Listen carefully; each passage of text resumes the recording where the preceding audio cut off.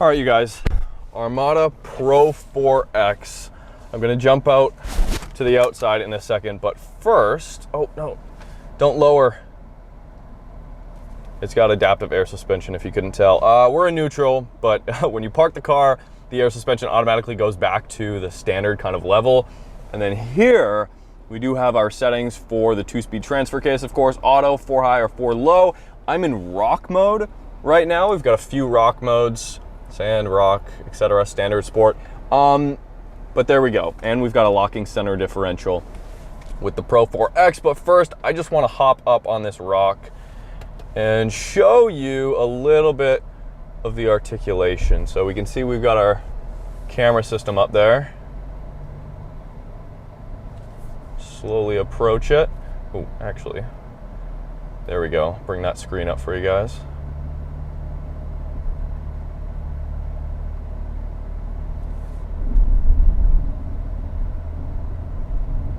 A little bit of slit. I should have locked the rear differential for that, but you'll see in a second why I brought you up onto this mound. Here it is, you guys, 2026 Armada Pro-4X.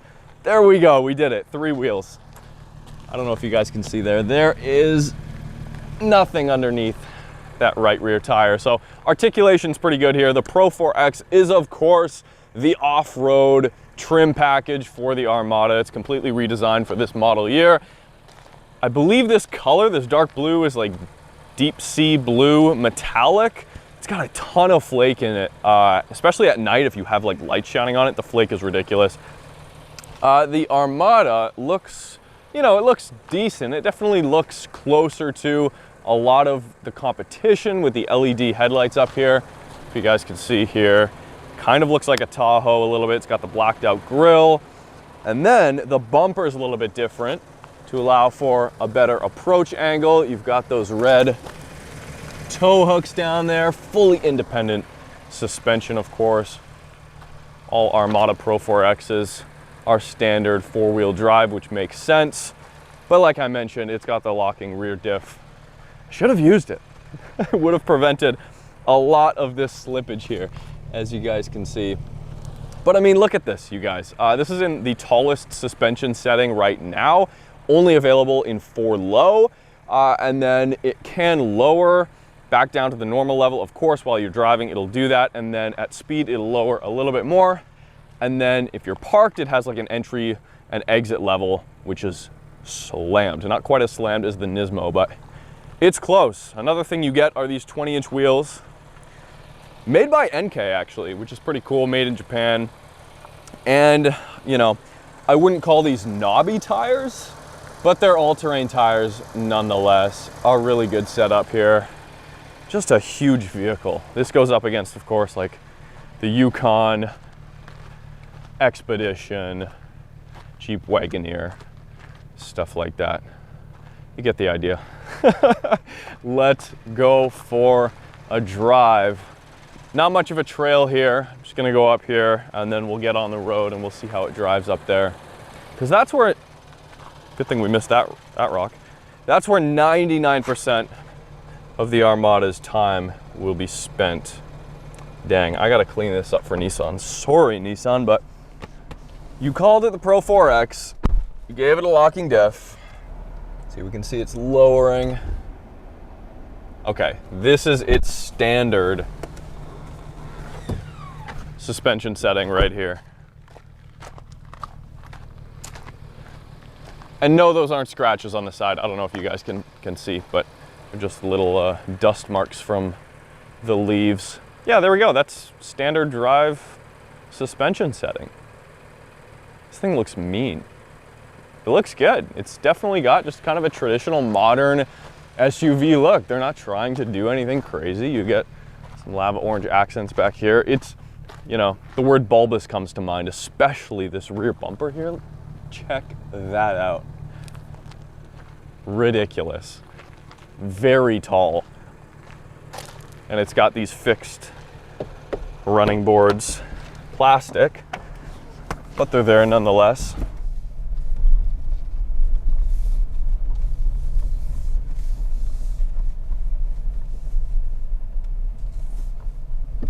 The frame rate on that center camera, and I did not notice this in the full review, is not consistent. It slowed down there quite a bit, but this camera setup, it's a great system. I love what Nissan's done with the Armada. They've kept a kind of traditional layout here. It's got a bunch of physical buttons, big chunky steering wheel, paddle shifters for the 9-speed, and a pretty comfortable ride, even off-road here. The suspension has been tuned for off-roading. Oh yeah, there we go. Big ol' leather inserts in the seats, really comfortable. Okay, you guys get the idea. It will go where you want it to go. Is it a Bronco with 2 locking differentials and massive tires? No, but this is not what it's supposed to be. Let's get out on the road and see how it does over there.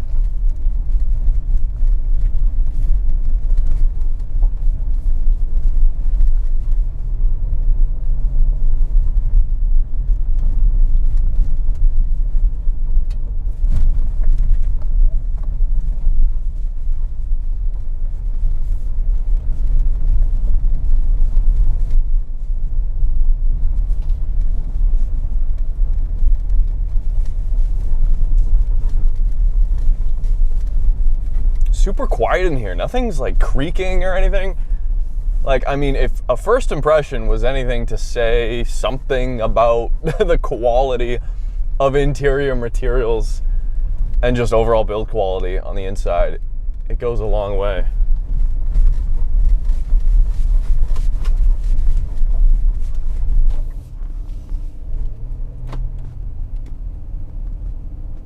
Height control suspended. Please wait for system to cool. Well, that's no good.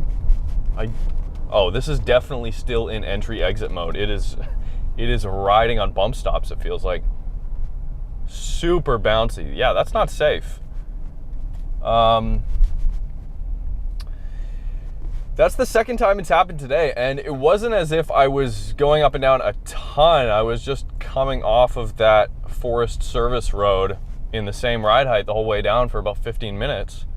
And then when I stopped, it went to entry exit height, which is super low. And then I put it in drive and it said, please allow the system to cool. So yeah, we're definitely in entry exit mode. I'm surprised it allows you to drive in this mode. Well, I guess it kind of has to, unless, or in case you're in an emergency or something, but turn it off, turn it on.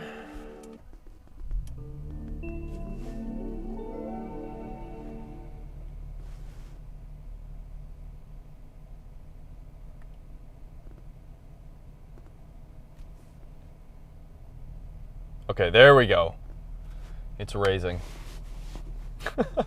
So, don't use the air suspension too many times or it may overheat. Hopefully that's not a sign of future problems, but we're not Consumer Reports. I'm not here to give you guys the long-term reliability of the Nissan Armada.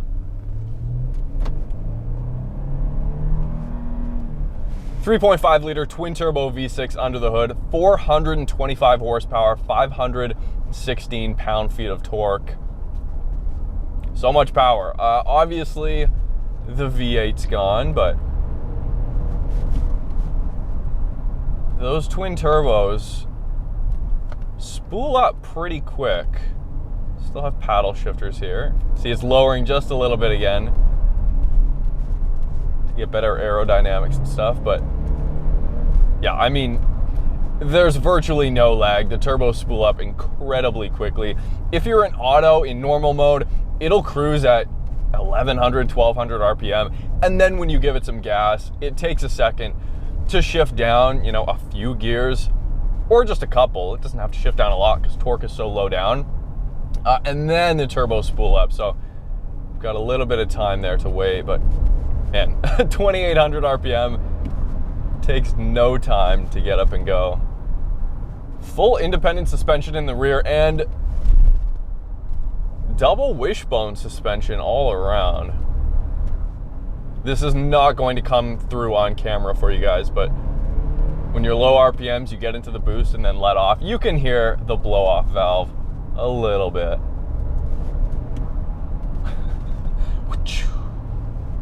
Good stuff.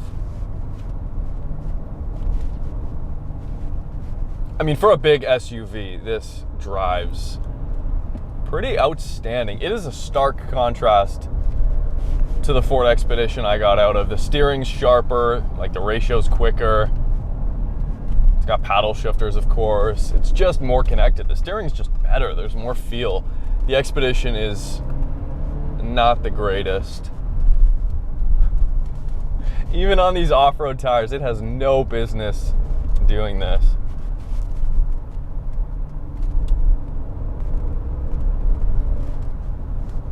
I mean, you're going to be sucking down fuel, though. This thing is not good on gas.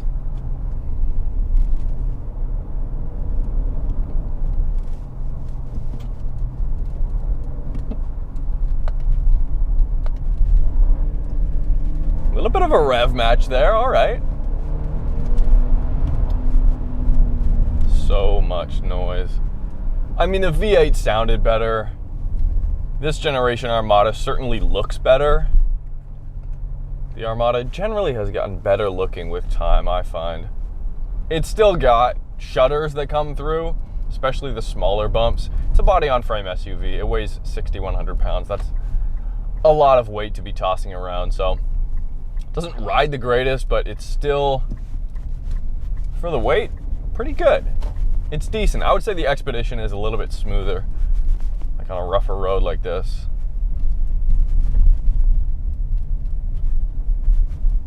If you hit this button, for example, then I can, without taking my hands off the wheel, control this screen a little bit.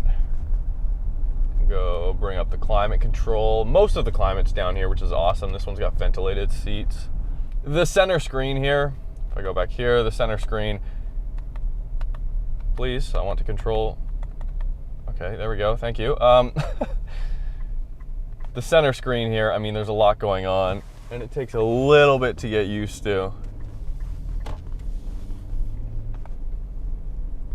Got your map there. You can put navigation in the center here, which is pretty cool. But to change the gauge cluster, you gotta go through the settings, change meter view, there we go. What's our fuel economy? With a heavy foot, I have been getting, no, that's not what I wanted. There we go. Manual reset 1. I've been getting, okay, this is not a good representation of the Armada's fuel economy in real world scenarios because we just had our foot matted for a lot of that, but 18.1 liters per 100 kilometers over 172 kilometers of driving. That's awful. That's like 13 miles per gallon maybe. Still not as bad as the Raptor R. Anyways, this is the Armada Pro-4X. You can spec this with the captain's chairs, although it gets the center bench seat as standard. Yeah, of course, you get the red accents on the interior. I guess I didn't really show that. And a $97,000 Canadian price tag, or $75,000 USD. So it's a lot of money, but it's not to the level of a fully spec'd QX80 or some of the more luxury focused SUVs, but this is encroaching on luxury. I mean, it's a comfortable place to be in normal driving mode. Yeah, if you don't need the 3 rows, or if you need 3 rows but not the off-road capability, maybe a body-on-frame SUV isn't the way to go. Maybe you go with a unibody construction crossover, or even a 2-row if you don't need the 3 rows. Or on the other side of things, you know, a Bronco, Wrangler, those kinds of vehicles for the most hardcore off-roading that you could do. But there you go. Thanks guys for watching. New Armada Pro-4X. Definitely a worthwhile contender. It's impressive. Oh, not to mention the Klipsch audio system here. Great system. It's so close to being a luxury vehicle that when you're not off-roading, it feels executive. It feels like you get what you paid for in here. Not up to the level of Ford or GM, I don't think, as far as just how everything looks, the fonts and whatnot on the screens, all this piano black. Like, I think GM and Ford do the materials a little bit better, but I mean, as far as user experience, there's not a ton to complain about here. So subscribe if you guys haven't already. We'll have some more POVs coming to you soon. We'll see you next time.